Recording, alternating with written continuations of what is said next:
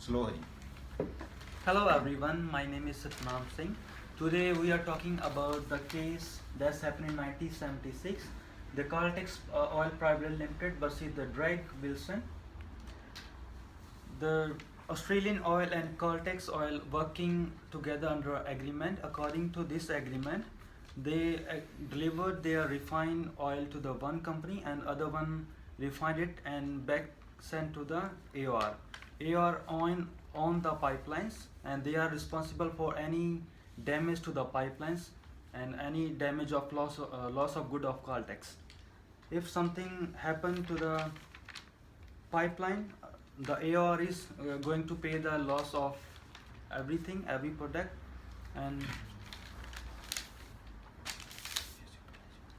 that's it. My friend is going to talk about the next one.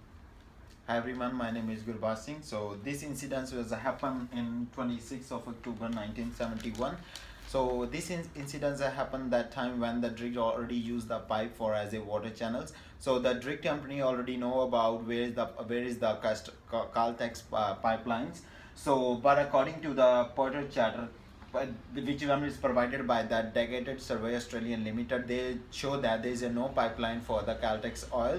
So so maybe they didn't find the they didn't find the errors in the port chart, so uh, they failed to identify all the errors in the charter.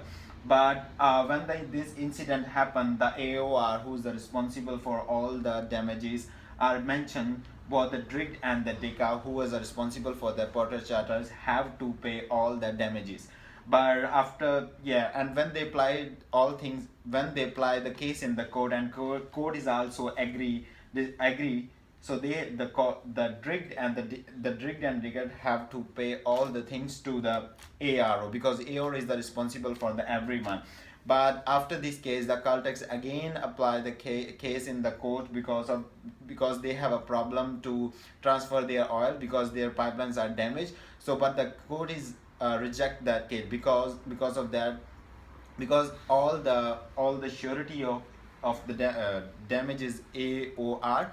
So this is not a property of the Caltex oil or Caltex oil. So this is the property of OR. So the court already pay all the money to the AOR. So that is why they refused reject this case. So after that, my another friend will be discuss about what happened after that. Just like my friend told, hi, my name is Vikram, and I'm talking about the legal issues. And already my friend is told about the things what happened. He told about the incidents happening in the dredge scene and the Caltex. Like they say that they don't have paid enough money, and they file a court to the case to the court.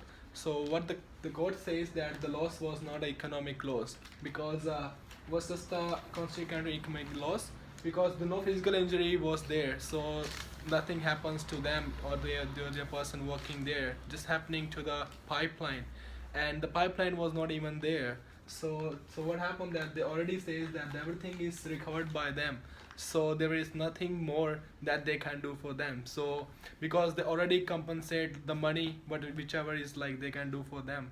So what they did it like they said that they have to close the case, and because if you want to hire something, you have to go to high court. Otherwise, the Supreme Court judges that the thing was that the pipeline was not held by the Caltex. So the pipeline was just not broken by them. The AOR was handling all the pipelines. So everything that is was judged by them, I was thinking is a good thing because there was nothing much to do with that. So next my friend gonna explain everything like a summary on that, like what is actually happens and what's the outcomes comes.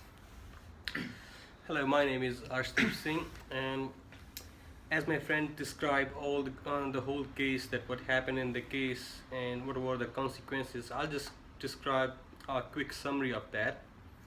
In this case, the dredge and DECA was guilty.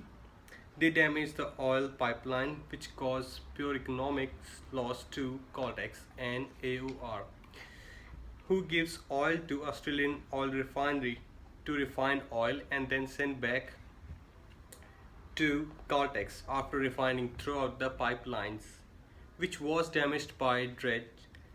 AOR was compensated with $1,25,000 But when Caltex filed the case, the bank refused their claim because the damage was a pure economic loss. So this case was the first Australian case to recognize as exception to the journal rule that recovery for pure economic loss is not permitted. Thank you very much.